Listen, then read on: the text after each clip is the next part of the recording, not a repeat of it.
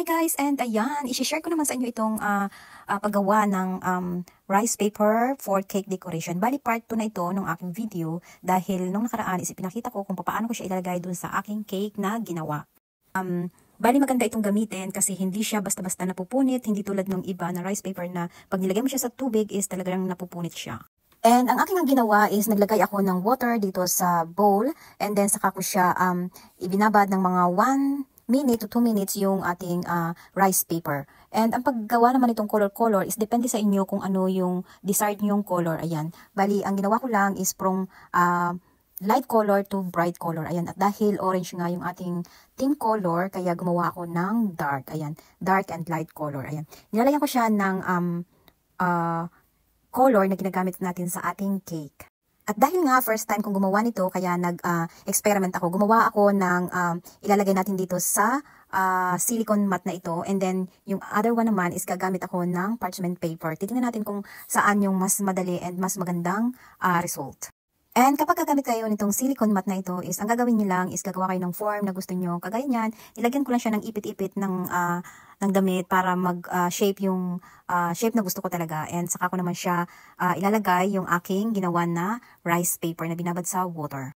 And dito naman sa isa is gumamit ako ng parchment paper. Ang ginawa ko lang dyan is nilukot-lukot ko lang siya para mag-form ng design din na gusto ko. Depende sa inyo kung ano yung design na gagawin nyo. Ang gagawin ko lang dito is medyo pahaba lang siya dahil yung gagawin nating cake is medyo mataas ng konti and gagawa ako ng medyo pahaba na line. And same lang din ang procedure dun sa isa. Ang ginawa ko muna is gagawa muna ako ng light color and then water lang muna, plain water, and then konting-konti lang nung color na aking ilalagay. Ayan, para ang kulay niya is very light lang siya talaga. And saka ko siya ilalagay ngayon dyan isa-isa dito sa parchment paper. Ayan. Pwede din kayo gumawa ng different color, rainbow, or pwede nyo lagyan ng iba't ibang design dyan sa water mismo. And kapag gagawa kayo nito, kapag gusto niyo ng mga bright color, going to bright color, dadagdagan niyo lang siya ng kulay unti-unti para ma-reach niyo yung desired na kulay na gusto niyo. And ayan, ikot-ikot lang ng ganyan, parang nagsasampay lang ng damit. Ayan, o diba? And then saka ko siya i-align dyan ng paganyan. And ayos-ayos lang ng konti para yung edge niya is maganda kapag nag-dry siya mamaya. And ang susunod kong gagawin is medyo brighter ng konti, kaya ayan, medyo kakapalan natin yung kulay. Ayan.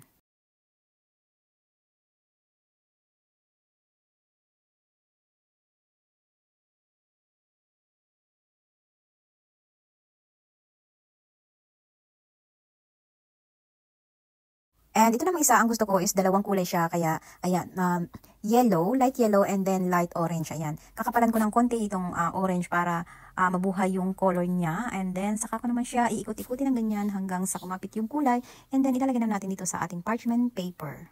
Ako talaga is mahilig talaga akong gumawa ng iba't ibang design, nagdi-discover kung anong maganda. And ayan, ito nga, today is first time kong gumawa nito. Susubukan natin kung maganda ang result. Ayan. And napaka-simple and affordable lang talaga nito kumpara dun sa bibilihin mo ng mga edible na pang cake decoration na sobrang mamahal. And ito naman is napakaganda din, lalo na kapag maganda yung shape na ating ginagawa. And ito is parang may pagkakahawig dun sa aking ginawa before na sugar sail glass bowl na dinisan ko din sa cake, and napakaganda din noon last year.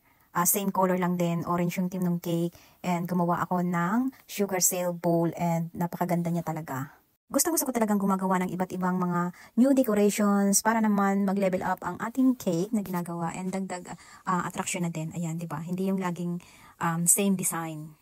Yung una kong ginawa na nakalagay sa silicone mat is itadry lang natin siya outside for 24 hours. And ito namang nasa parchment paper is itatry ko siyang i-bake. Ayan. So very low heat lang siya. Ang ginawa ko is 100 degrees for 5 to 6 minutes. Ayan. Itatry natin kung magiging okay siya. And ayan na nga, after 6 minutes, ito na yung resulta niya. O diba, napakabilis niya talaga ang gawin.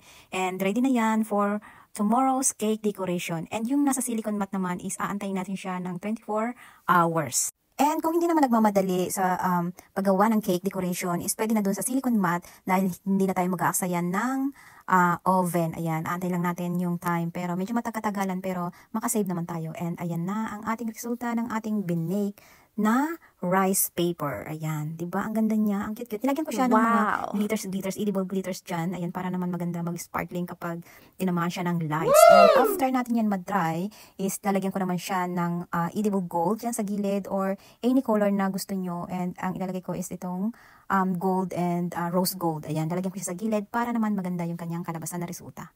And ayan, nakakatuwa lang kasi parang naglalaro lang tayo. Ayan, o diba, parang nagpipintura lang, pahid-pahid lang dyan.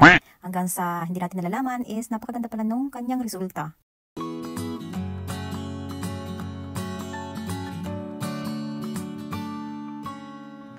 Podría escribir un muro de lamentos, inventar alguna excusa para irme lejos.